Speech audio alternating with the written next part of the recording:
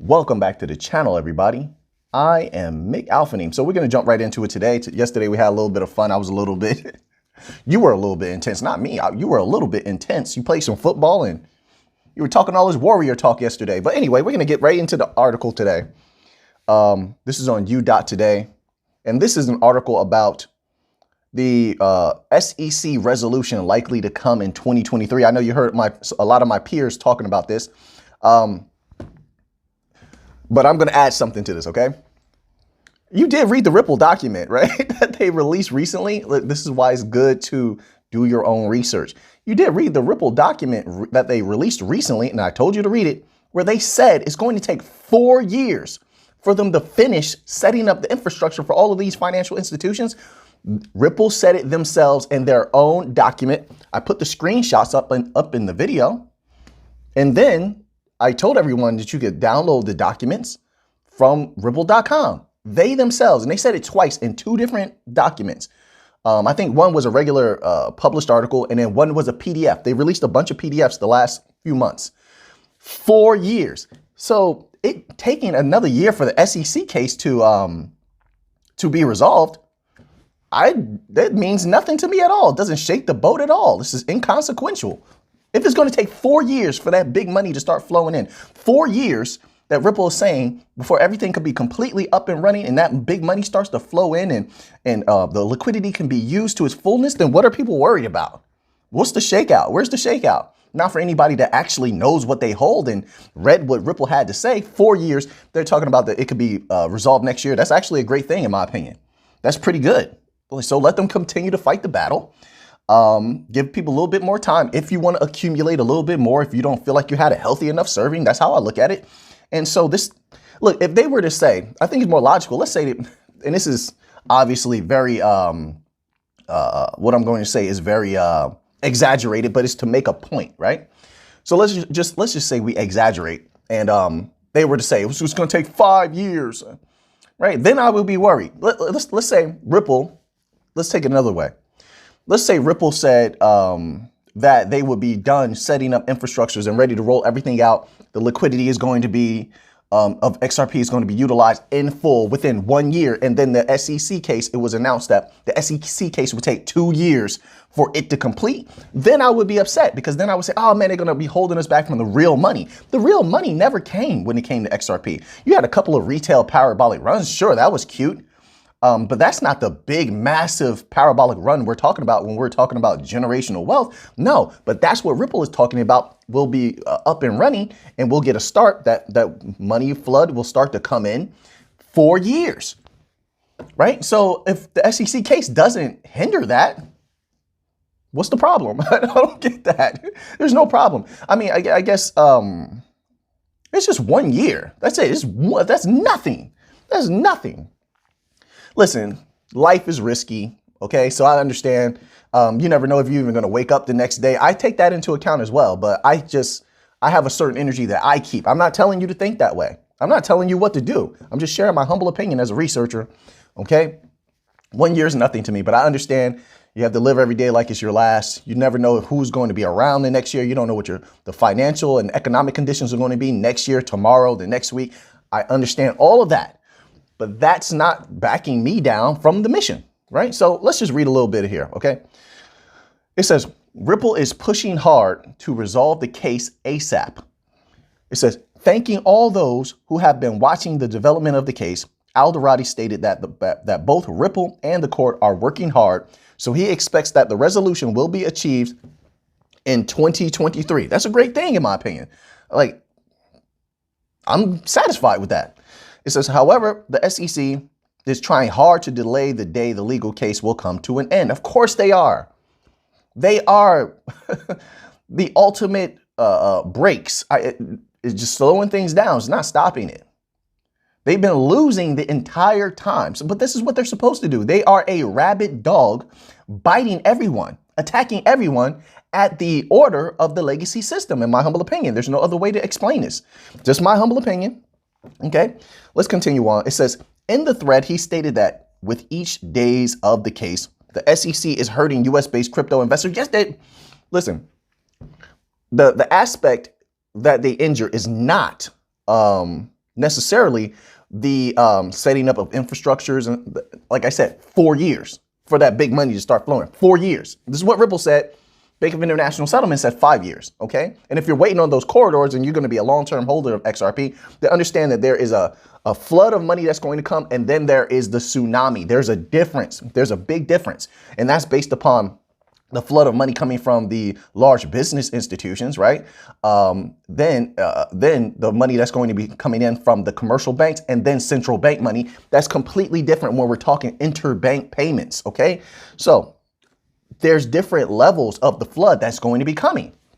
It's as simple as that. And you can't get around that price going up extremely high when it comes to XRP if XRP is the liquidity. It's the same thing with XLM.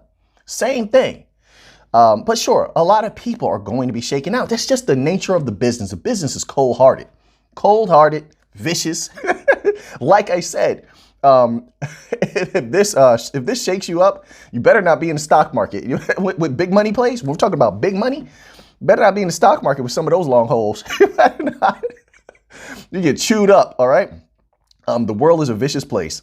But let's continue on here. So it says in the thread, he stated that with each days of the case, the SEC is hurting US-based crypto investors who hold XRP, as when the case was filed against Ripple in December 2020, XRP market cap of 15 billion was hit. Okay, so we know all of that. Of course, they're being injurious, but it has not negated from what XRP is going to do. You can't get around it. Fortunately, you can't get around that. So you have that going on, all right? So then, and we're gonna get into a very interesting article towards the end of the video, all right? We're just getting through this light stuff at first, okay? This is also on u.today. They have a lot of great articles. Head over to u.today. That's it. And check out their articles. They have a lot of good ones. These are on the front page, easily found, all right? This one is titled Record 512 million XRP shifted by Ripple and unknown wallets. Listen, like I said, they know what's coming. They're preparing, whether they're moving XRP to corridors. That's a great thing, because that means that Ripple is doing their job and they're doing it well. They're preparing the corridors with liquidity for when the time comes to pool their money into that XRP liquidity pool. That price is going to shoot up beautifully. So they're doing their job, or whether it's that or people accumulating. Either way, it shows that XRP has a very, very bright future. Heck, I'm accumulating any time that I can. XRP is not one of those assets where you could ever have enough, right? With some of the bank coins, I'm just like, yeah, I have enough.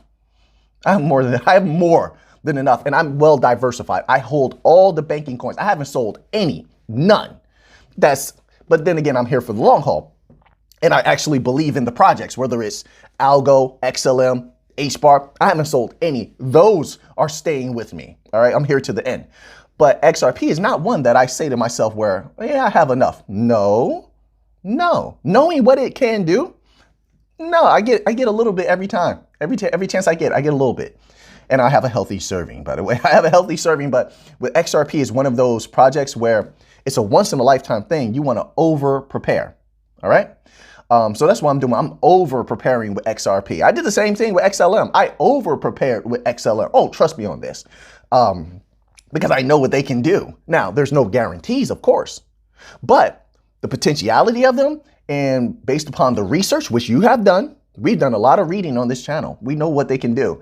So I'm not going to miss out on this opportunity. I'm doubling up. Like, you know how Tupac said, you know, once he got a little money, then he doubled up, and then you didn't even see that interview, did you? I'm doubling up, and I've been doubling ever since, like Tupac, all right? Okay, now let's go into here. Record amounts of XRP on the move. In the last 20 hours, 3 staggering chunks of XRP have been transferred, according to tweets posted by the crypto tracker mentioned above. The Ripple Giant, oh, I think they meant the Ripple Giant.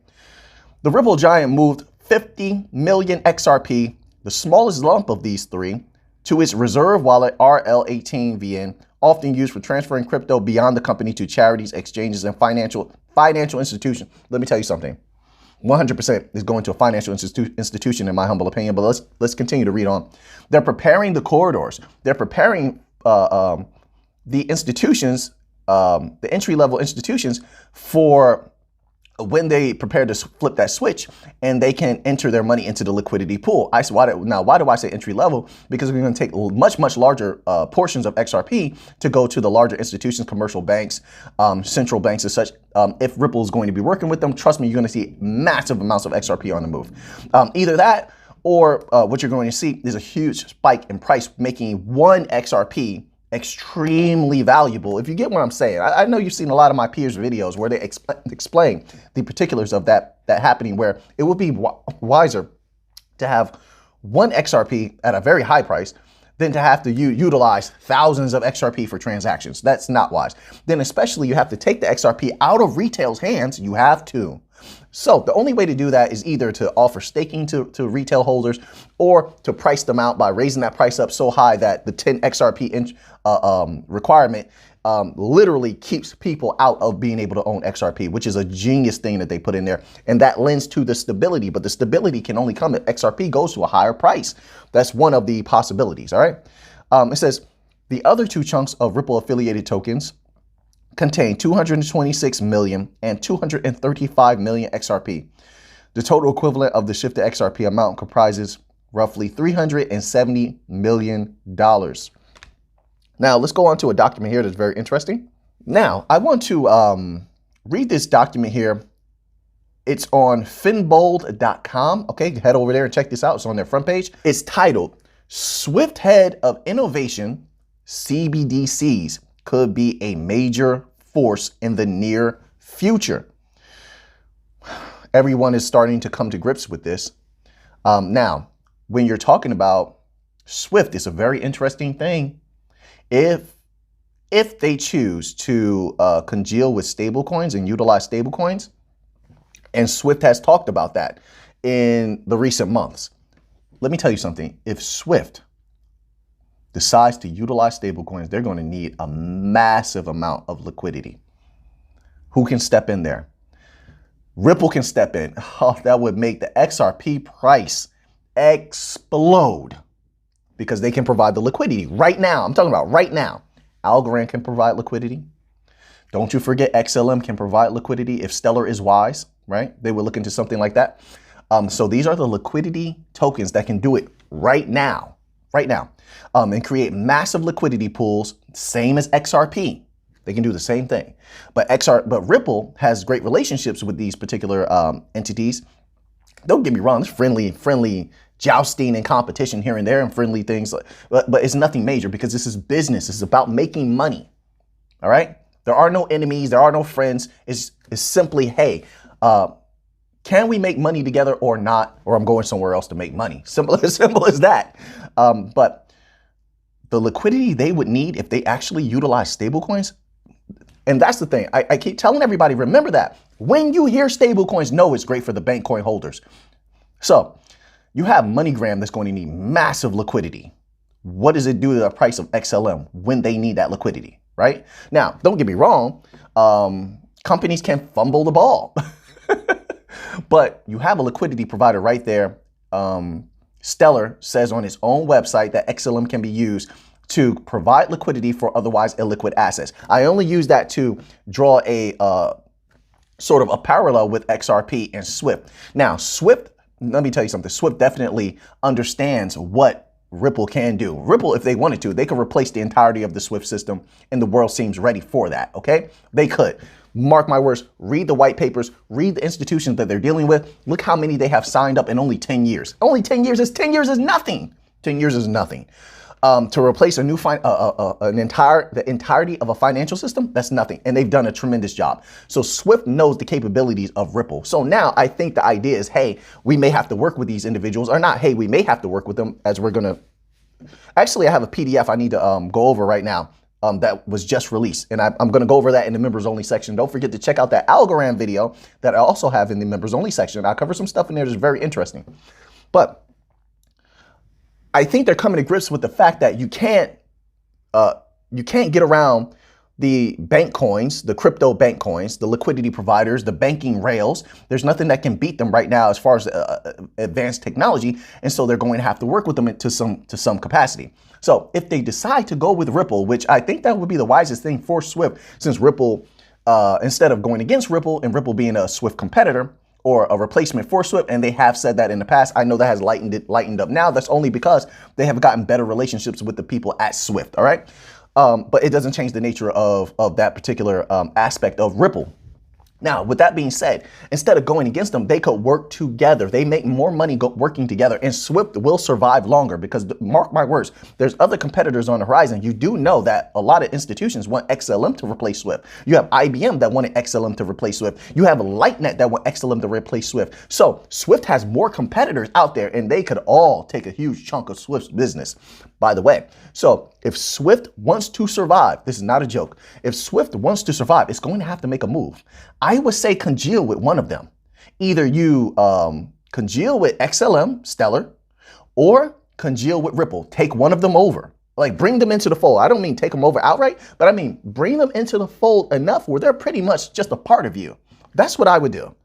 But if it happens with XRP, and I think that's the wiser choice, because XRP right now can provide the liquidity that they need if they go the stablecoin route. Not only that, it would increase their business exponentially and ensure that they have a bright future. If they do that, the price of XRP is going to explode beyond belief. We've gone over the numbers before on this channel of how much money Swift moves per day, per year, trillions and quadrillions.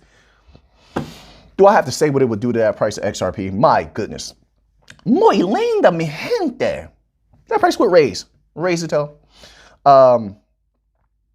So let's continue on here reading this article. Did we even start? Amid the growing adoption of cryptocurrencies, more countries and banks have begun to take measures that could pave the way for implementing a central bank digital currency, allowing them to regulate digital currencies easily. In a post on LinkedIn, Nick Carringen, the managing director of the head of innovation at Swift, discussed the growing interest in CBDCs around the world, with a myriad of countries now exploring their own.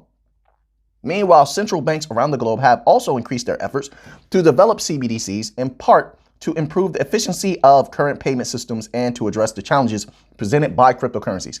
Carringen mentioned that he had delivered a keynote speech. Okay, so we don't need to know all that. Let's scroll down and see if there's something more important here. All CBDCs need to be connected. That's that interoperability. This is why they formulated these things this way. I told you, it's really one system. They want a one world system. They couldn't achieve it before with SDRs. They didn't have the technology for it, although they attempted it. So this is their second attempt, and they don't intend to fail. This is a one world system outright.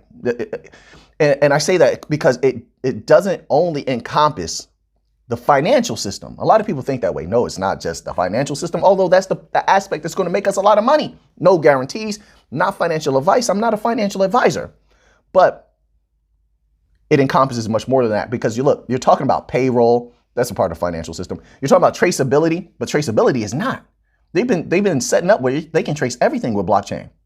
All right. As much as the people allow themselves to be tracked and traced, of course, you can always use privacy coins and things like that. And as you saw, some of the privacy coins were exploding recently. Didn't we just talk about privacy coins recently? Oh, maybe I think that was in a members only video, actually. Anyway, but we did discuss it, and then they exploded. Because people understand, look, there's always going to be a pathway through crypto where you can keep your anonymity, all right? And this is why the Bank of International Settlements sees that. They see that they can't stop privacy coins. They can't.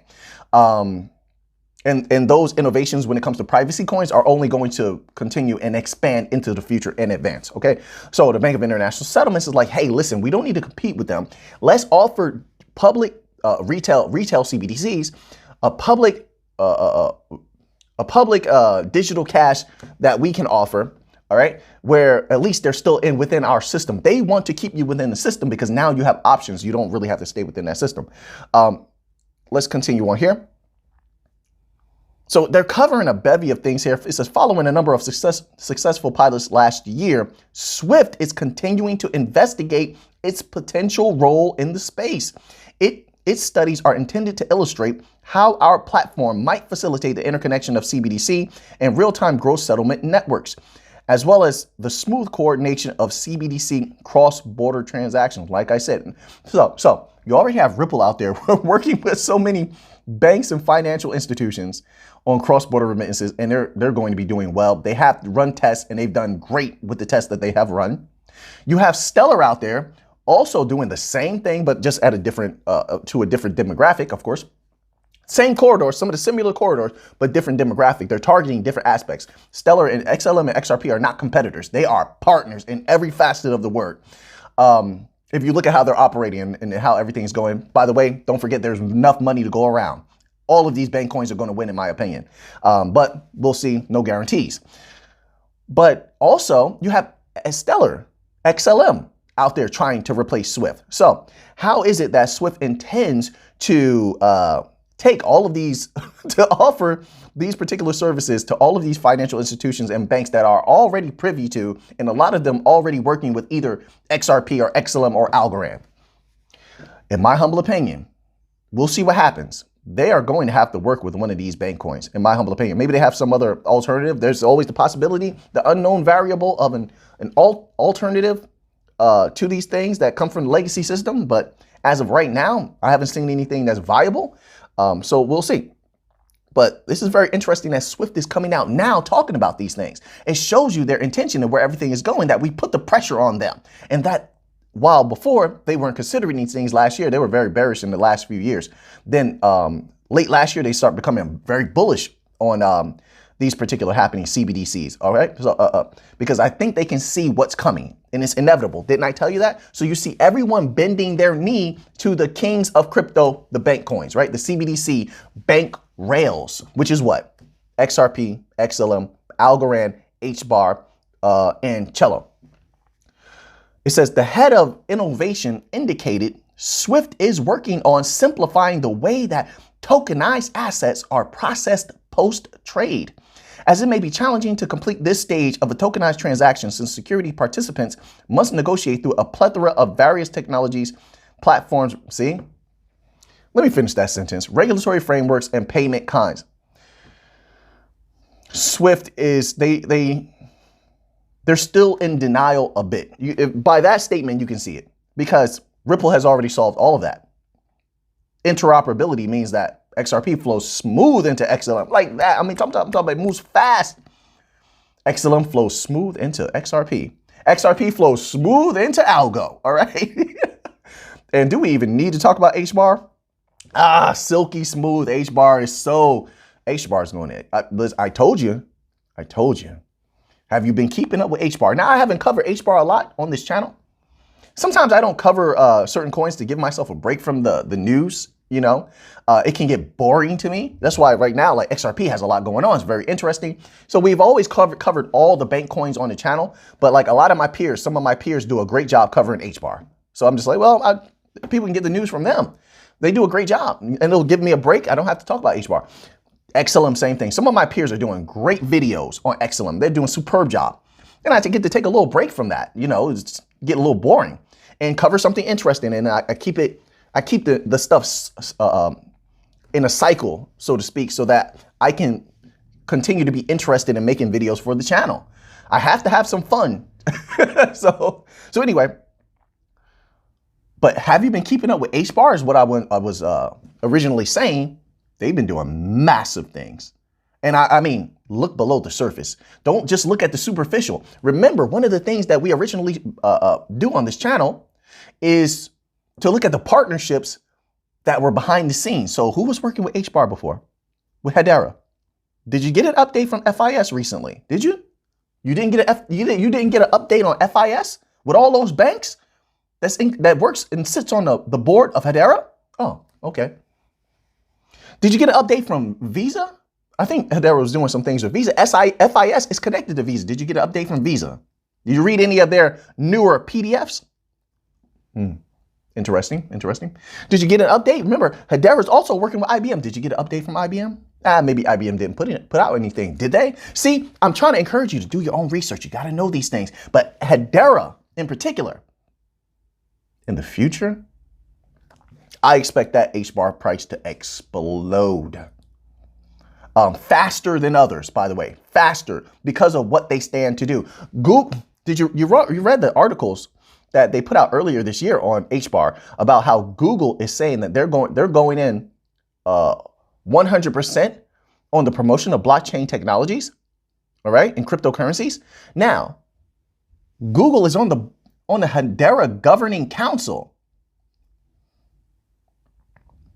HBAR is going to explode. It's just a matter of time. Who knows when? It's a matter of time. Time is not an issue over here. But so as we can see, you can read the rest of this article on finbold.com. Very good article. Swift is bending the knee. They are folding. They are acquiescing. They're going to have to work with one of the major bank coin or foundations, bank coin companies like Ripple. So I expect more news to be coming out. I expect them to be much more vocal. This is just a small step here, but it's giving you this is a great article, by the way. Make sure you go over to finbold.com and check it out. I expect to hear a lot more coming out the next year or two. Like Ripple said, I'm going to stick to Ripple's timeline. I think that the Bank of International Settlements timeline is more feasible, that it's going to take 5 years. I actually think it could take 6, but I like their timeline better. It seems more reasonable because there's so much that has to be done. They have to change out all the different infrastructures, right? So update and upgrade all of these different systems to make them be able to use these CBDC systems by Stellar, by Ripple, IBM, all these. It takes time for that alone. Then on top of that, as the IMF just told you, that educating their employees is going to take the longest. Haven't I been saying that? The education curve? That takes time to educate the people on the benefits of these things, on how to use them. Training, they have to be trained. That takes time. So even though they're very ambitious. They're saying 4 years. I think that's reasonable. That's more reasonable than JP Morgan's, in my opinion. Didn't I tell you that? JP Morgan said 2 to 3 years. What? 2 to 3 years to replace the entirety or a large portion of the financial system? 2 to 3 years? That's a little too soon, in my opinion. This is my humble opinion. 2 to 3 years? Do you know what we're trying to replace? You think these people could be educated in 2 to 3 years? Not even infrastructure upgrades, education, training, so that everything can go off without a hitch. We don't need problems in a new financial system because that's going to slow up the money. I want that money to flood to come smooth, don't you? You want to see that parabolic run unbelievable, like nothing you ever seen? Right? So we need to make sure this goes off without a hitch. Let's not mess it up. 2 to 3 years, too soon, in my opinion. But that's what JP Morgan said. Ripple says 4. Bank of International Settlement says 5. I think it's somewhere in between that. Like 4. Let's take 4.5. There you have it. Ripple said 4 years. And that was a PDF that was put out this year. So 4 years from this year, let's say that. And then Bank of International Settlement, maybe they're on the same page, actually, because the PDF where Bank of International Settlement says 3 to 5 years, that was put out last year. So let's say 5 years from last year. So let's negate a few months. Matter of fact, let's round up and take off a year. So pretty much let's say 4 years. Seems like Ripple and Bank of International Settlements are on the same page. So anyway, everything is looking good. I hope you enjoyed this video. Some videos I have fun. Some videos I do characters. Listen, I can only be me. Hey, I was going to do a Mr. A video today. I love Mr. T. You know how many characters I have that I want to do on the channel? But here's the thing. Me being myself sometimes, I lose a lot of subscribers. I do. I like to crack jokes. I like to do characters. You couldn't be in my house. We do characters all the time. You couldn't be in my house. You know what? You know how many characters I've done on the channel already? Don Alphanine, right? I did Barry Gensler. Oh, I got problems from Barry Gensler doing that. Can't do him anymore. Barry Gensler was my character in the beginning. That was the brother of Gary Gensler, right? So I would do the character as though I came on as Barry Gensler to fight for his brother. Oh, I had great plans for that, but I can't do it anymore. Trust me on this. I can't do it anymore. It was bad for me to do it. So I had Barry Gensler, Don Alphanine, Alfie Montana, which is my Tony Montana character, Bro Crypto. What other characters I had? Oh, Mr. A. I was going to do a Mr. A video today. So circling back around, whenever I do my characters, do you know I lose so many subscribers? That's unbelievable, man. Like part of my uniqueness is just is me being me. When you come on the channel, you get me in the raw version. I'm old enough to not really care so much, right? But oh man. But anyway, so I didn't do a Mr. A video today. I gave you a good, nice, serious video. Maybe I'll put the Mr. A video in the members only section or something like that. Coming up soon. I got a lot of characters. I have a Tupac character. And all these people, I do these characters because I love those characters or people. Like I love Tony Montana. I know it's the end of the video. You're like, Anthony, we're only here for crypto and XRP. Okay. But I love the Tony Montana character.